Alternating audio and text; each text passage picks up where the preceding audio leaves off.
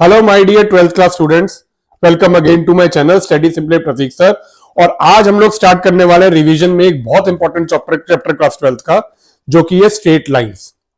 ये जो चैप्टर है ये बहुत इंपॉर्टेंट है, ठीक है। 3D ज्योमेट्री आप कह सकते हो। 3D ज्योमेट्री में हम लोग स्टार्ट करने वाले स्ट्रेट लाइंस का टॉपिक। पहले आपका स्ट्रेट लाइंस और प्लेन दोनों हुआ करते थे, लेकिन अब क्लास 12th में खाली स्ट्रेट लाइंस का टॉपिक बचा है। आपका जो प्लेन है वो एलिमिनेट कर दिया गया।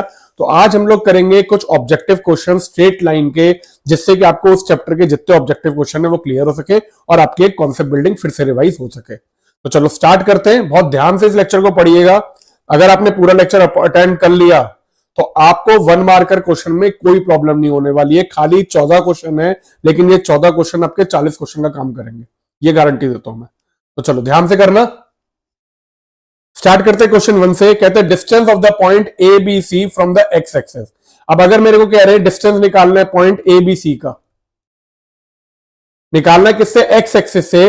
अगर मैं बात करूं एक्स एक्सेस की, तो इसका मतलब मेरा जो 3D में देखो एक्स वाई जेड 3 एक्सेस होती हैं, तो अगर मुझे डिस्टेंस निकालना है एक्स एक्सेस से, तो इसका मतलब मेरा पॉइंट वहां पे हुआ है एक्स एक्सेस पे ए 0 0 होगा, क्योंकि पॉइंट एक्स एक्सेस पे है, वाई और जेड उसका 0 है। तो इसके बीच में अगर डिस्टेंस निकालो तो डिस्टेंस फॉर्मूला होता है रूट के अंदर x2 माइनस x1 का whole square, this is this, plus y2 minus y1 का whole square, plus z2 minus z1 का होल स्क्वायर।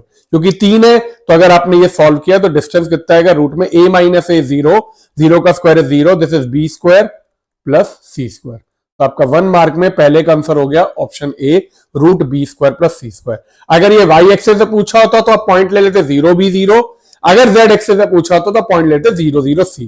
ठीक है, आई होप ये क्लियर है। चलिए अब चलते हैं नेक्स्ट पे। एंगल बिटवीन द लाइन, आपको लाइन दी हुई है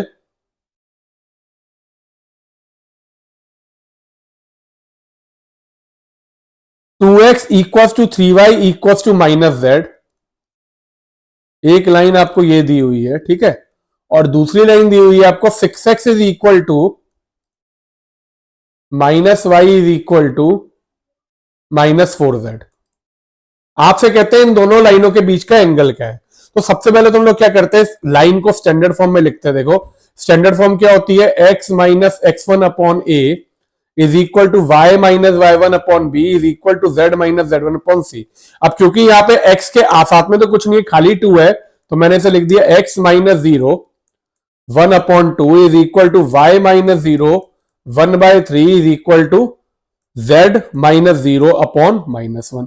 ये माइनस नीचे चला गया। अब इसे लिखते हैं स्टैंडर्ड फॉर्म में, तो ये तो होगी मेरी पहली लाइन।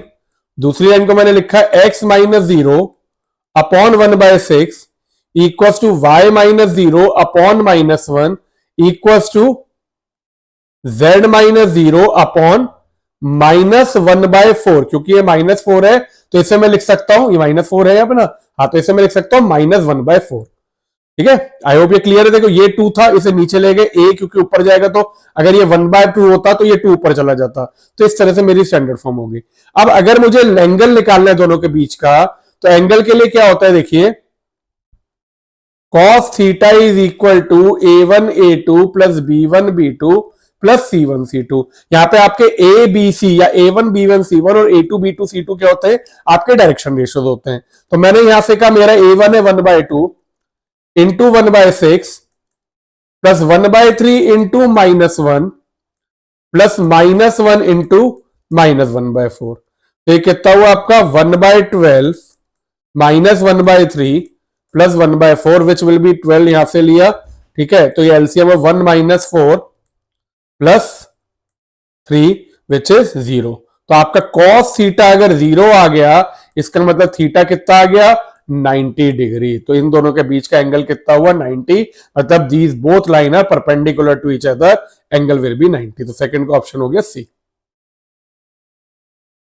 तो दिस इज सेकंड सी। अब चलते हैं क्वेश्चन 3 पे। कहते हैं equation of line passing through 2 minus 3 5। ठीक है, एक लाइन है, इक्वेशन बतानी है एक लाइन की, जो कि 2 माइनस 3 5 से तो पास हो रही है, very good, and parallel to the line. और किसके पैरेलल है? x minus 1 upon 3 is equal to y minus 2 upon 4 is equal to z plus 1 upon 1 इसके पैरेलल है। अच्छा, अब अगर कोई लाइन आपकी इस पॉइंट से पास हो रही है, फिर से मैं लिखता हूं इक्वेशन ऑफ लाइन क्या होती है, x minus x1 upon a is equal to y minus y1 upon b is equal to z minus z1 upon c। यहां पे x1 y1 z1 वो पॉइंट होते हैं जहां से लाइन पैरेलल होती है, जहां से लाइन पास होती है। तो मैंने कहा यहां से आपका x1 कितना है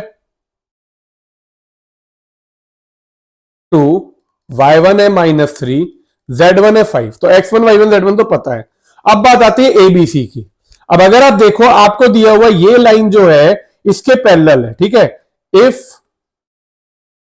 लाइन इज पैरेलल टू, मैंने ले लिया इक्वेशन 1, तो देयरफॉर उनके जो डीआरस होंगे, डीआरस आर इक्वल मत लिखना, प्रोपोर्शनल होता है। प्रोपोर्शनल मतलब इनका रेशियो जो है वो सेम होगा, ठीक है। तो आपने कहा देयरफॉर ए जो है वो हो जाएगा 3k, बी आपका हो जाएगा 4k और सी हो जाएगा आपका k, ठीक है। क्योंकि इसके प्रोपोर्शनल देखो, इसके 3 4 1 है तो आपने k से मल्टीप्लाई कर दिया, मतलब किसी एक कांस्टेंट नंबर से मल्टीप्लाई होंगे तो ये हो गया 3 4 और 3k 4k और k। आपने कहा देयरफॉर इक्वेशन ऑफ लाइन लिखते हैं x माइनस x1, x1 कितना है आपका 2 upon 3k is equal to y minus 3 upon 4k is equal to z minus 5 upon k, ठीक है। अब ये k जो है आप हटा सकते हो सबसे, तो ये k जो है ये हट जाएगा, तो आपका आ गया x minus 2 upon 3 is equal to y plus 3 upon 4 is equal to z minus 5 upon 1। ये आपकी इक्वेशन हो गई of a line which is passes through 2 minus 3 5 and is parallel to the line जो घी हुई थी, ठीक है। चलो चेक करते हैं option, x minus 2 upon 3, y plus 3 upon 4, z minus 5 upon 1, option B, third का ऑप्शन हो गया बी। चलिए अब चलते हैं नेक्स्ट क्वेश्चन पे, क्वेश्चन 4 पे। अब फोर्थ क्वेश्चन में कहते हैं if the line x minus 1 upon 2 equals to y minus 3 upon 5 equals to z minus 1 upon lambda, and ये दूसरी लाइन दी हुई है आपको x minus 2 upon 3 equals to y plus 1 upon minus 2 equals to z by 2। ये दोनों line अगर perpendicular है तो लैम्डा की वैल्यू निकालनी है। अब देखो अगर दो लाइन परपेंडिकुलर होती हैं तो आपका जो एंगल होता है उन दोनों के बीच का वो कितना है 90 डिग्री होगा। तो अगर आपका एंगल 90 डिग्री होता है उसके लिए क्या कंडीशन होती है, इफ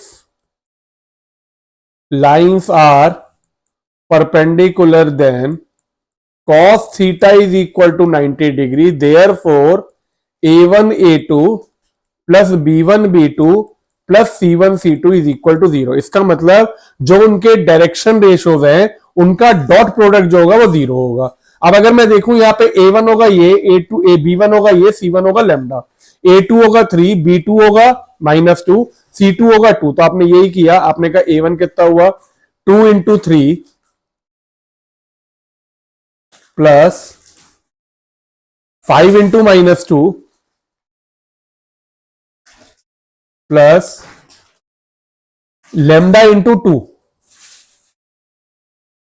इज इक्वल टू 0। अब ये हुआ 6 minus 10 plus 2 lambda is equal to 0, या आपका 2 लैम्डा हो गया 4 के बराबर, तो लैम्डा कितना हो गया 2 के बराबर।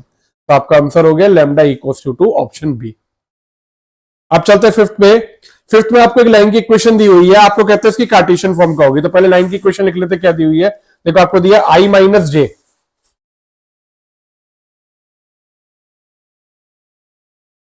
Vector r is equal to i minus J plus lambda 2j minus K, ठीक है,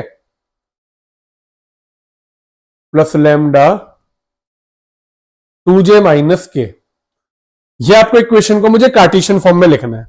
अब आप ये देखो, आपकी एक वेक्टर फॉर्म की इक्वेशन होती है अगर a प्लस लैम्डा बी, जहां पे a होता है वो वेक्टर जिससे लाइन पास कर रही है और b होता है वो वाला वेक्टर जिसके लाइन पैरेलल है या जिसकी डायरेक्शन में, ठीक है। तो आपका ये जो पॉइंट है, इधर से जो पॉइंट है वो आपके क्या होंगे x1 y1 z1 देंगे, और यहां से जो पॉइंट होंगे वो आपके ए बी सी देंगे। तो अगर मैं इधर से कंपेयर करूं तो मेरा वेक्टर ए है आई माइनस जे प्लस 0 के, और आपका वेक्टर बी जो है date is 0i plus 2j minus के। तो इसका मतलब क्या हुआ, जब मैं इसे कार्टेशियन फॉर्म में लिखूंगा तो x माइनस x1, x1 क्या हुआ, i का coefficient which is 1 upon a1 क्या है 0 is equal to y minus j का ये -1 upon 2 is equal to z minus 0, इधर से 0 आया अपॉन -1। तो आपकी इक्वेशन सिंप्लीफाई करके कार्टेशियन फॉर्म में हो गई x minus 1 upon 0 equal to y plus 1 upon 2 is equal to z upon -1। चलिए देखते हैं कौन सी ऑप्शन है, x minus 1 upon 0 y plus 1 upon 2 equal to z upon -1। तो मेरी ऑप्शन तो हुई फिफ्थ का ए आ गया, ये सीधे ऑप्शन ए। अब चलते हैं नेक्स्ट पे। नेक्स्ट पे कहते हैं coordinate of the foot of perpendicular. ठीक है, परपेंडिकुलर के कोऑर्डिनेट बताने, drawn from the point -287 on the X Z plane.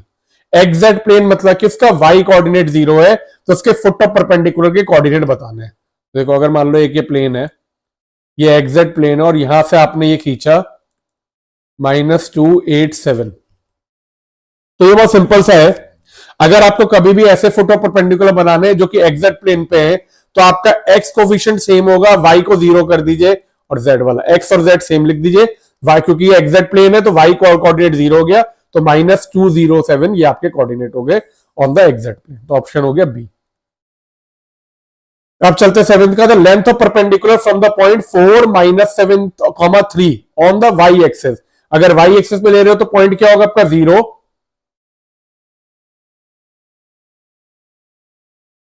-7 और 0।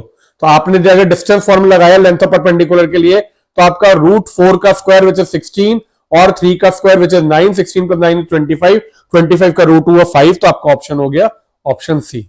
यह बिल्कुल सेम है जैसा ये आपने क्वेश्चन 1 किया था, distance of the point A B C from X axis. ऐसी लेंथ ऑफ परपेंडिकुलर अगर आपको वाई एक्सिस से निकालनी है तो वाई कोऑर्डिनेट सेम लिख के वाई एक्सिस पे एक्स और जेड कोऑर्डिनेट जो है वो 0 होंगे। तो आपने डिस्टेंस लगा दिया इन दोनों के बीच में। तो दिस इज क्वेश्चन 7। अब बात करते हैं क्वेश्चन 8 की। Cos alpha, cos beta, cos gamma, direction cosine of A line. हमेशा डायरेक्शन कोसाइन किसी भी लाइन के cos alpha, cos beta, cos gamma होते हैं। This is very important question. आपको वैल्यू निकालनी है cos 2 alpha plus cos 2 beta plus cos 2 gamma की। ठीक है, आपको वैल्यू निकालनी है। Question 8, cos 2 alpha plus cos 2 beta plus cos 2 gamma. अच्छा, इससे पहले मैं आपको एक रिलेशन याद दिखाता हूं या याद दिलाता हूं कि अगर cos alpha, cos beta, cos gamma, अगर ये तीनों आपके डायरेक्शन कोसाइंस हैं तो therefore cos square alpha plus cos square beta plus cos square gamma कितना होता है आपका 1 के बराबर होता है। तो अब मैंने क्या किया, कॉस 2 अल्फा को लिखा, देखो कॉस 2 थीटा का फॉर्मूला होता है 2 कॉस स्क्वायर थीटा -1। तो मैंने कॉस 2 अल्फा को लिखा 2 कॉस स्क्वायर अल्फा -1 प्लस अगले को लिखा मैंने 2 cos square beta -1 plus 2 cos square gamma -1। अब आपने जब इसमें ग्रुपिंग करी तो 2 कॉमन लिया, अंदर बचा cos square alpha plus cos square beta plus cos square gamma. आगे -1 ऐड करते गए तो ये -3 हो गया। ठीक है, अब ये cos square alpha cos square beta ये क्या होता है पूरा 1 के बराबर, तो 2 इंटू 1 -3 विच विल बी 2 -3 -1। तो आपका आंसर आ जाएगा इसका -1। 8 का आ गया बी। तो इस तरह से क्वेश्चन 8 का आंसर है and this is very important question, ये आ सकता है तो ध्यान रखिएगा। ठीक है, चलिए अब चलते हैं क्वेश्चन 9 पे। अब 9th क्वेश्चन में कहते हैं टू लाइंस दी हुई है आपको, x is equal to A Y plus B. ठीक है, तो लाइंस पहले लिख लेते साथ में। 9th क्वेश्चन, पहली लाइन दी है x is equal to A Y plus B comma z is equal to C Y plus D, और दूसरी लाइन दी हुई है and x is equal to A dash Y plus B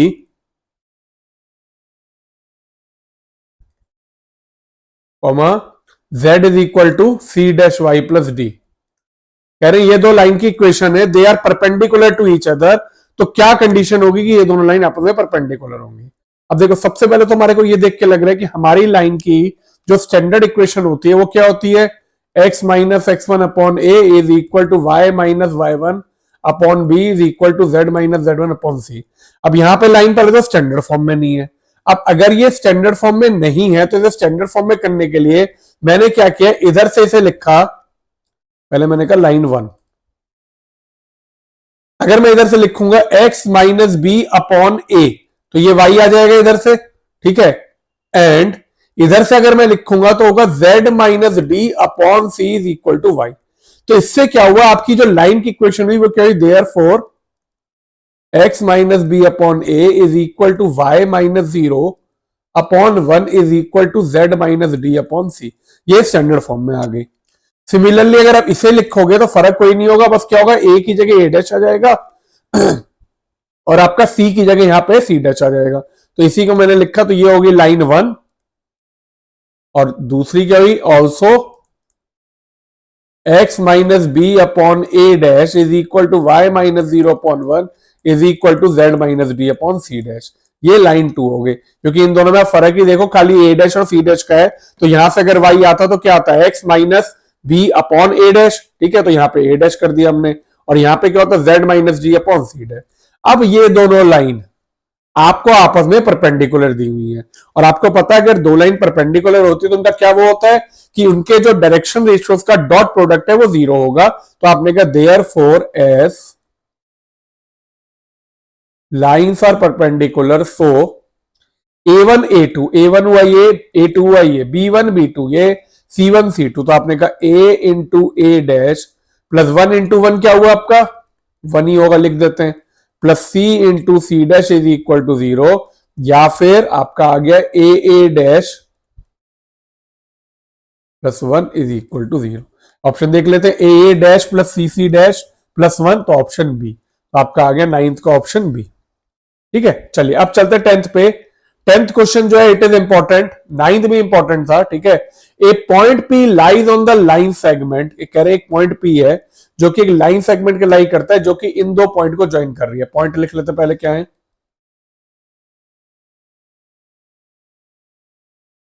पहले point को ए ले लेते हैं। ए पॉइंट कितना दिया है, -132, और बी पॉइंट दिया हुआ है आपको 506। अब ये कहते हैं एक पॉइंट पी है, अगर मान लो एक लाइन ज्वाइन कर रही है इसे, इसके ऊपर एक पॉइंट पी लाई कर रहा है, ठीक है, और इस पॉइंट पी का एक्स कोऑर्डिनेट जो है वो 2 है, तो मुझे जेड कोऑर्डिनेट निकालना है। तो मैंने मान लिया यहाँ पे मेरा एक्स कोऑर्डिनेट जो है वो 2 है, ठीक है, मेरे को वाई और जेड नहीं पता, तो मैंने यहाँ पे वाई और जेड निकालना है। तरह से वाई और जेड को कुछ ले लो, या तो y1 z1 ले लेते, या फिर इसको y डैश और z डैश ले लेते हैं। ओके, अब देखो सबसे पहले क्या है, अगर आपकी एक लाइन की इक्वेशन है, अगर आपको याद होगा क्लास 11th में जब आपने 2 पॉइंट फॉर्म पढ़ी थी तो आप लाइन की इक्वेशन निकाल सकते थे अगर 2 पॉइंट दिए होंगे। तो ऐसे अगर ये 3 पॉइंट दिए हैं तो लाइन की इक्वेशन होती है, अगर ये 2 पॉइंट दिए हैं 3 कोऑर्डिनेट में, x minus x one upon x2 minus x one is equal to y minus Y one upon y2 minus Y one is equal to z minus Z one upon z2 minus Z one, ठीक है। तो आपने कहा यहाँ पे मेरा x1 कितना है, मैं ले लेता हूँ x1 को -1, y1 को ले लिया 3, z1 को ले लिया 2। अच्छा, आप इसको भी ले सकते थे x1 y1 z1, इसमें कोई वो नहीं होता कि पहले वाले को लेना है।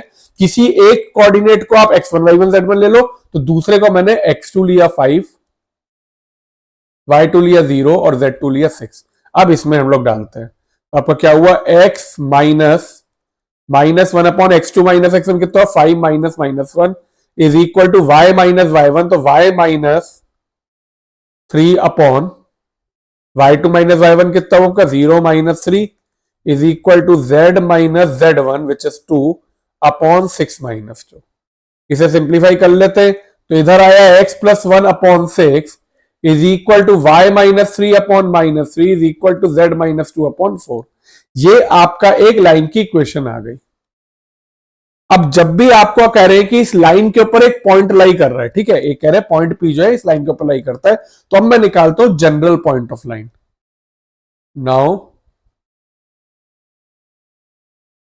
जनरल पॉइंट ऑफ लाइन, उसके लिए क्या किया आपने, इसको k के बराबर डाल दिया, तो देयर फोर एक्स की वैल्यू क्या हुई 6k-1। देखो समझ लो कैसे हुआ, अगर ये पूरा का पूरा k के बराबर है तो ये 6 उधर गया, 6 इंटू के 6k और फिर -1 कर दिया, तो x की वैल्यू आ गई 6k-1, y की वैल्यू आ जाएगी -3k+3 और z की वैल्यू आ जाएगी 4k+2। ठीक है, ये वैल्यू आ गई। अब आपने कहा एस पॉइंट P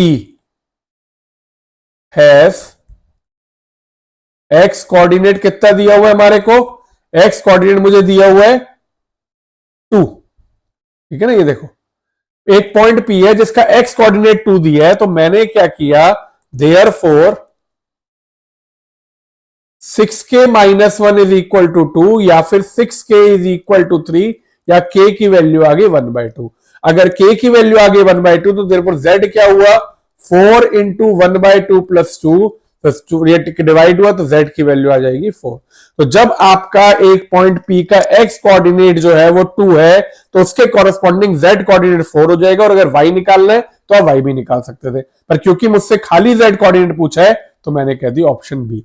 तो 9th का भी ऑप्शन बी हो गया, 10th का भी ऑप्शन बी हो गया। आई होप ये आपको एमसीक्यू क्लियर है। इसमें हमने लाइन के कॉन्सेप्ट डिस्कस किए, जनरल पॉइंट निकालना डिस्कस कर लिया, डायरेक्शन रेशियोज के कि आगे याद रखना डायरेक्शन रेशियोज का डॉट प्रोडक्ट 0 होता है अगर दो लाइन परपेंडिकुलर होती है। ये सारे कॉन्सेप्ट ने डिस्कस किए। अब चलते हैं असर्शन रीजनिंग पे जिसके 4 क्वेश्चन है। तो देखो पहले 11 देखते हैं। The vector equation of A line passing through 312 and 425 is this. ठीक है, अच्छा अब वेक्टर इक्वेशन जो है उसकी वेक्टर इक्वेशन निकाल ले। देखो एक तरीका तो मैंने अभी बताया कि अगर 2 पॉइंट दिए हुए आपको, एक पॉइंट दिया है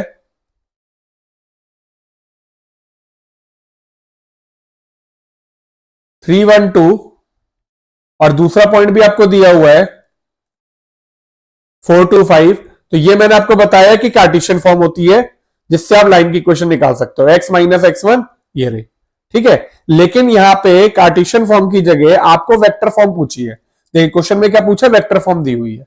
वेक्टर फॉर्म या तो आप कार्टेशियन निकाल के उसे चेंज कर दो, पहला ऑप्शन। डायरेक्ट के लिए इक्वेशन चलो नीचे वाले पढ़ लेते हैं। The vector equation line passing through the point position vector A and B is, तो ये आपकी वेक्टर इक्वेशन की इक्वेशन होती है for a line which passes through 2 point. Vector A is R is equal to vector A plus lambda vector B minus vector A. तो ये reason तो ठीक है, मुझे ये चेक करने की क्या मेरी ये इक्वेशन जो है वो करेक्ट है जो दी हुई है। तो अगर आप देखोगे 3i प्लस जे प्लस 2 के, तो ये तो आपका हो गया वेक्टर ए। तो अगर वेक्टर ए ये है तो ये आई कोऑर्डिनेट हुआ, एक्स कोऑर्डिनेट आई के लिए हुआ, तो इसे मैंने लिख दिया 3i प्लस जे प्लस 2 के, ये तो ठीक है। फिर आगे कर रहे हैं vector B minus vector A, तो अगर मैं 4 माइनस 3 करूं 1 आएगा तो आई आ गया, 2 माइनस 1 करूं जे आएगा तो जे आ गया, और 5 माइनस 2 करूं 3 आएगा। तो ऑब्वियसली आंसर बिल्कुल ठीक है, आपकी वेक्टर इक्वेशन जो है वो सही है। तो आपका असर्शन भी करेक्ट है, रीजन भी करेक्ट और करेक्ट एक्सप्लेनेशन। तो 11th का आंसर हो गया ए। तो ऐसे हम ओरली भी चेक कर सकते हैं कि आपको किस तरह से क्वेश्चन जो है सही है नहीं। अगले में कहते हैं the line joining the point 104 and 3 lambda 7 is perpendicular to the line joining the point this and this, the lambda is equal to 5। चलो अब ये चेक करते हैं। अगर दो लाइन आपस में परपेंडिकुलर होती है तो उनके डीआर का जो डॉट प्रोडक्ट होता है वो 0 होता है। अब प्रॉब्लम ये है मुझे डीआर नहीं दिया है, मुझे पॉइंट दिए हुए हैं। ठीक है, तो मैं पहली लाइन की बात करता हूं।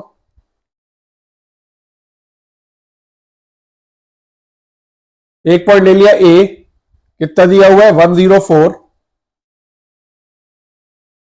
और एक पॉइंट दिया है बी 3 लैम्डा 7। तो आपने कहा D R of A B, A B के डायरेक्शन रेशियोज क्या होंगे। देखो जब भी दो पॉइंट दिए होते हैं x1 y1 z1 और x2 y2 z2, तो डायरेक्शन रेशियो निकालने के लिए हम क्या करते हैं, दोनों कोऑर्डिनेट को सब्ट्रैक्ट कर देते हैं, which is x2 minus x1। तो मैंने कहा 3 माइनस 1, y2 माइनस y1 वो लैम्डा माइनस 0 और 7 माइनस 4। आपके ए बी के डायरेक्शन रेशियो आ गए 2 लैम्डा और 3। ठीक है, अब आपने कहा दूसरे पॉइंट क्या दिए हुए आपको 1 2 माइनस 1,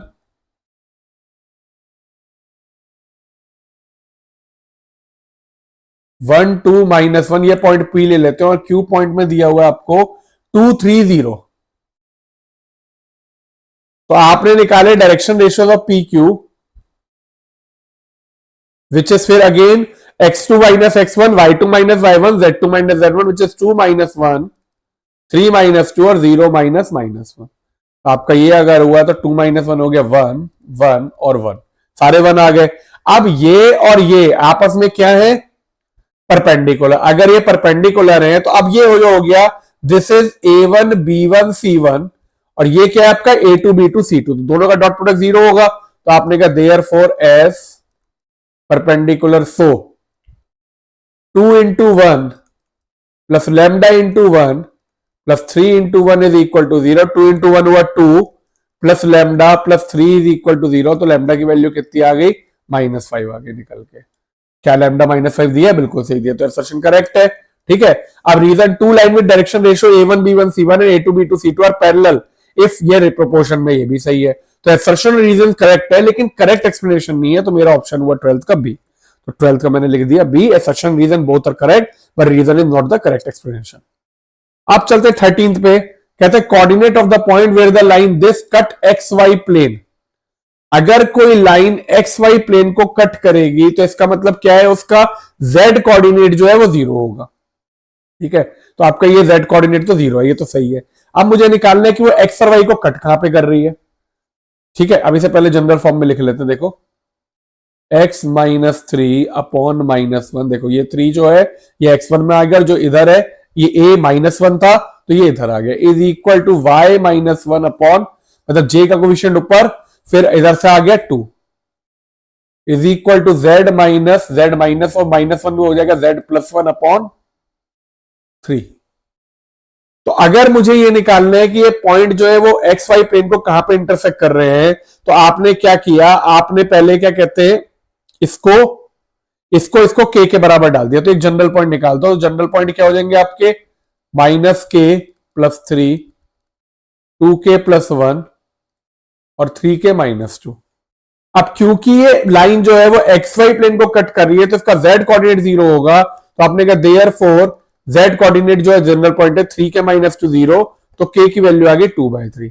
अगर k की वैल्यू 2/3 आ गई, आपने इसमें पुट करी तो -2/3 + 3, ठीक है, तो आपका आएगा 7/3, यहां पे तो 8/3 दिया है, और इधर डालोगे तो 4/3 + 1, ठीक है, विच विल बी 7/3। तो इसका मतलब ये तो आपका पॉइंट जो है वो गलत है, तो ये तो गलत हो गया। जो रीजन है डेट इज करेक्ट। तो 13 का क्या हुआ, assertion is false, reason is correct, which is option D. तो आई होप ये क्लियर है। ठीक है, कभी भी आपको किसी भी लाइन के पॉइंट ऑफ इंटरसेक्शन निकालने हैं या किसी पॉइंट से कंपेयर करना है, सबसे पहले जनरल पॉइंट निकालो, जनरल पॉइंट निकालने के बाद जो कंडीशन दी है उसे यूज कर लो। अब करते हैं इस लेक्चर का लास्ट क्वेश्चन। देखिए 14 क्वेश्चन में कहते हैं लाइंस, ये दो लाइन दी हुई है, इंटरसेक्ट एट ए पॉइंट, कह रहे हैं कि ये दो लाइन जो है वो इंटरसेक्ट कर रही है किसी पॉइंट पे, और रीजन में कहते हैं टू लाइंस, ये एक लाइन की वेक्टर इक्वेशन है, ये दूसरे की, are intersecting if b1 cross b2 dot a2 minus a1 is not equal to 0। तो देखो रीजन तो साफ साफ दिख रहा है गलत है, क्योंकि अगर दो लाइन इंटरसेक्ट करती हैं तो आपका जो b1 cross b2 dot a2 minus a1 जो इन्होंने ये लिखा है इट इज इक्वल टू 0, क्योंकि ये जो होता है अगर मैं इसको मैग्नीट्यूड से डिवाइड कर दूं, दिस इज शॉर्टेस्ट डिस्टेंस, तो अगर ये पार्ट ऊपर का न्यूमरेटर 0 के बराबर हो जाएगा तो इसका मतलब दो लाइन इंटरसेक्ट कर रही है। तो अगर मुझे कभी भी चेक करना होता है कि दो लाइन इंटरसेक्ट कर रही है नहीं कर रही, तो हम लोग बेसिकली क्या करेंगे, हम लोग ये चेक करेंगे कि b1 cross b2 dot a2 minus a1 0 आ रहा है नहीं आ रहा। अगर 0 आएगा तो वो इंटरसेक्ट कर रही है, अगर 0 नहीं आएगा तो इंटरसेक्ट नहीं कर रही है। तो देखो वैसे तो हम लोग खुद ही कह सकते हैं अगर रीजन फॉल्स हुआ तो आप देख सकते हो ऑप्शन कौन सा होगा, खाली सी होगा, तो मैं यहाँ पे सी आंसर लिख सकता हूँ। ये तो हो गया ऑब्जेक्टिव करते हुए।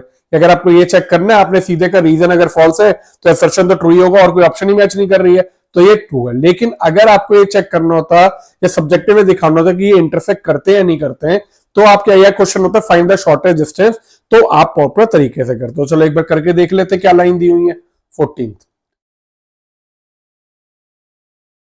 14 में आपको लाइन दी हुई है x+1 अपॉन -1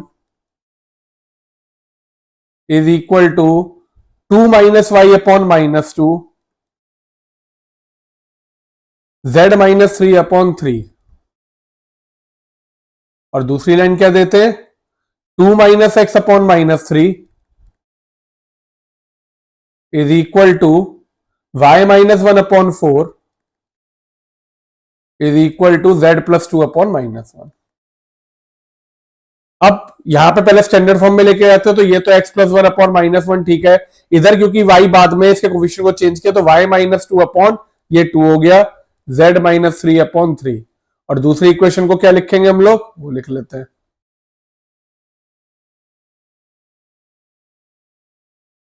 इसको भी पलटेंगे तो x minus 2/3 is equal to y minus 1/4 is equal to z plus 2/-1।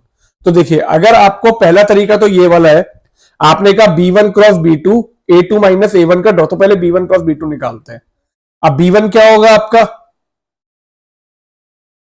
b1 होगा आपका ये वाला वेक्टर जो नीचे डायरेक्शन रेशियो से जो वेक्टर बनता है, डेट इज योर b1 और b2 वेक्टर। तो ये हुआ माइनस आई प्लस 2j प्लस 3k और b2 हुआ आपका 3i प्लस 4j माइनस के।